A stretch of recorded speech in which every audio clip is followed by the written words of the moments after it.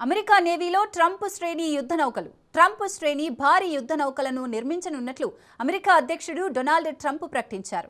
ఫ్లోరిడాలోని తన మార్-ఏ-లాగో రిసార్ట్లో విదేశాంగ కార్యదర్శి మార్కో రూబియో, రక్షణ మంత్రి పీట్ హెగన్స్తో కలిసి ట్రంప్ మాట్లాడుతూ అమెరికా నౌకాదళం కోసం గోల్డెన్ ఫ్లీట్ను సిద్ధం చేస్తున్నట్లు చెప్పారు. 2 కొత్త యుద్ధ నౌకల నిర్మాణానికి ఆమోదం తెలిపినట్లు ట్రంప్ చెప్పారు. తమ నౌకాదళాన్ని 20 నుంచి 25 యుద్ధ నౌకలతో విస్తరించాలనే ప్రణాళికలో ఉన్నట్లు వివరించారు. ఇవి ఇప్పటివరకు ఉన్న అన్ని యుద్ధ నౌకల కంటే పెద్దవని, 100 రెట్లు శక్తివంతమైనవని పేర్కొన్నారు ట్రంప్. మాట్లాడుతూ అమెరికా నేవీ కోసం గోల్డెన్ ఫ్లీట్లను నిర్మించనున్నాం. మా దగ్గరున్న కొన్ని నౌకలు నిరుపయోగంగా మారిపోయాయి. ఇప్పుడు ఈ యుద్ధ నౌకల నిర్మాణం అవసరం. ఇవి 100 రెట్లు శక్తివంతమైనవి. ఇవి ప్రపంచంలోనే అత్యుత్తమమైనవి అని అన్నారు.